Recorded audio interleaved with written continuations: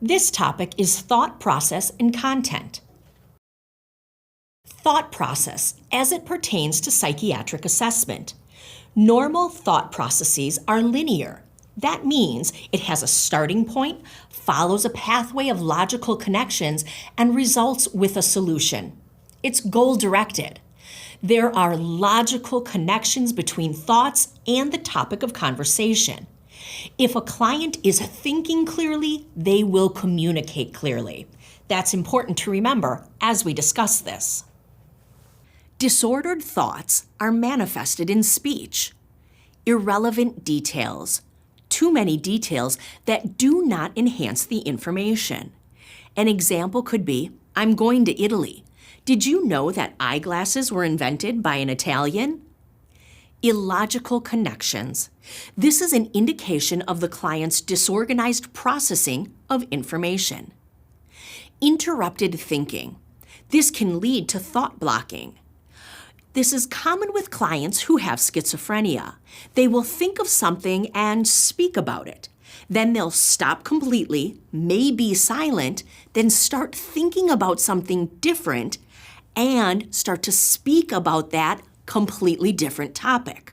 The thoughts were blocked or interrupted, and it is evidenced in their speech. These different disruptions can be observed in clients with mood disorders like mania and psychotic disorders like schizophrenia.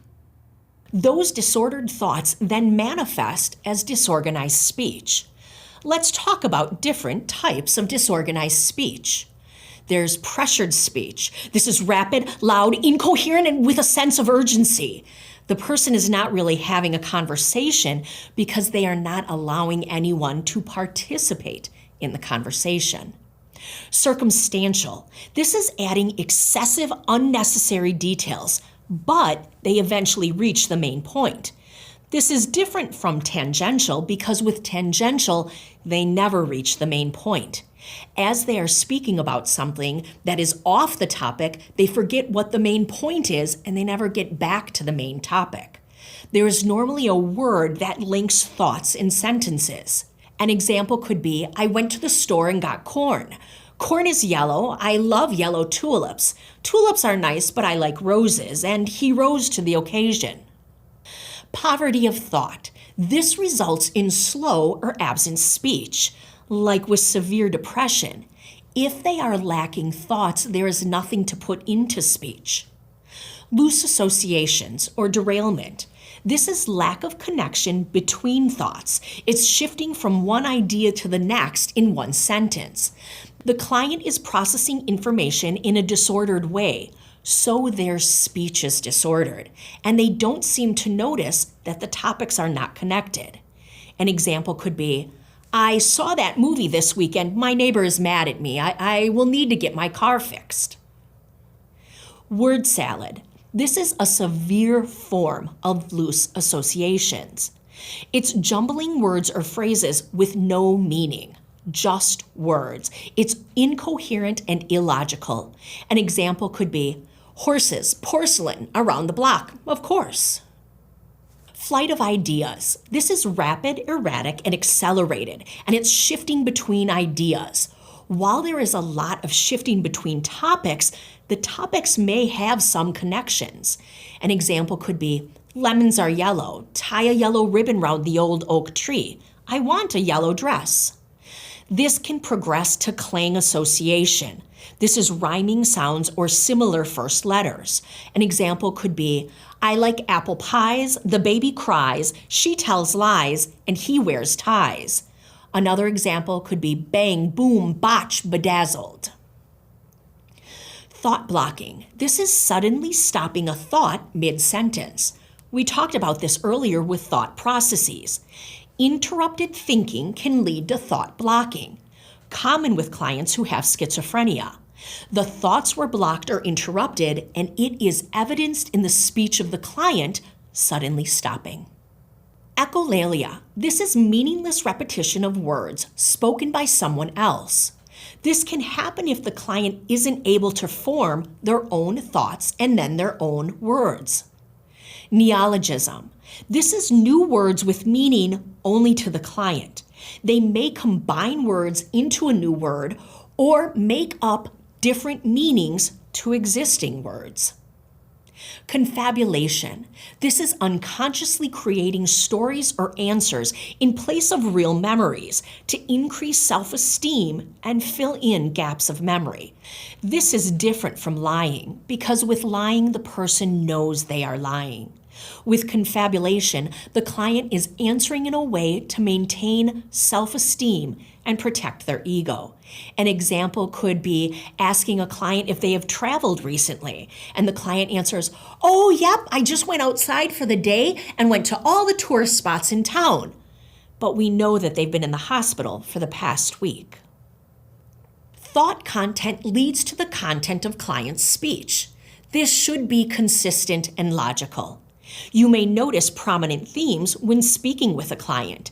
An example could be they are angry at their family, or they say all their problems started when they lost a job.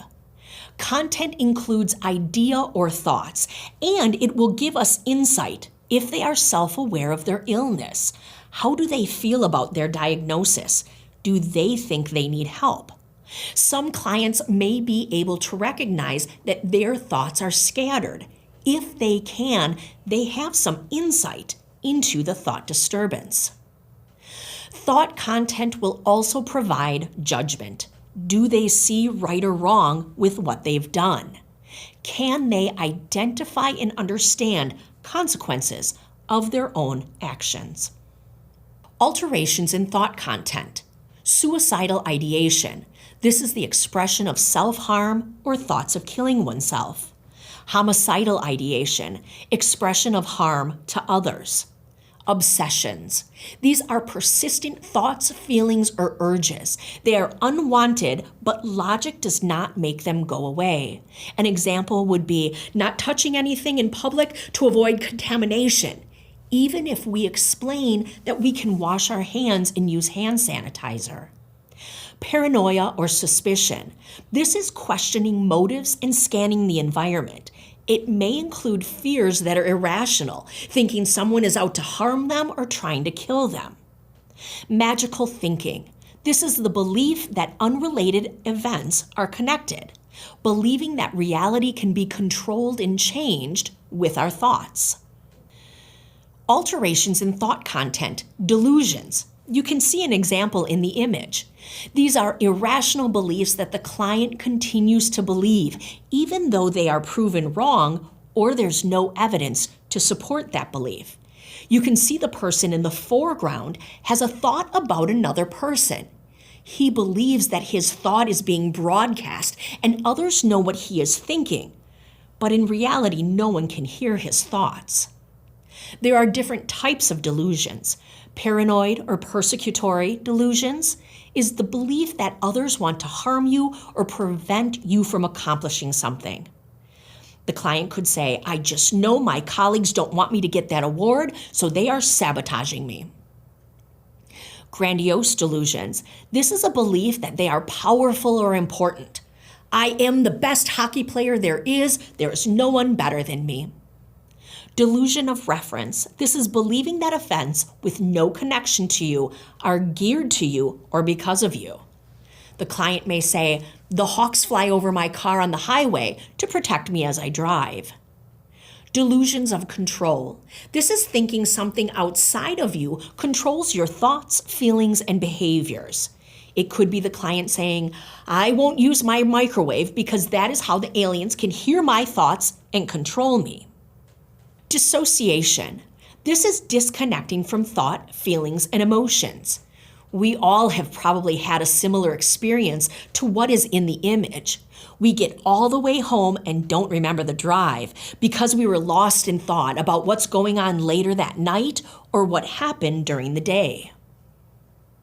Nursing interventions. You want to notice what you notice. We will observe the client's speech, behavior, and body language, checking for alterations in thoughts as evidenced by their speech.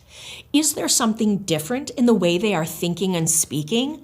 Is this new? Are they more suspicious today than they were yesterday? So we'll look for suspiciousness, delusions, suicidal or homicidal ideations, because we need to assess for this for client safety and for the safety of others, and altered interpretation of the environment. Are they having visual or auditory hallucinations? We will build trust through active listening and empathy. We will have frequent, short interactions, and we will discuss reality-based topics to guide the client away from the irrational thinking back to reality with real people and events. An example could be a client saying, "The man at the nurse's station is here to get me." We can say, "I see the man at the nurse's station, but he is here to retrieve the laundry." We can accept the client's need for a false belief, but we need to make it clear that we do not view it as real. We don't want to argue with the client. Delusions and hallucinations are real for them, and no amount of arguing will change that.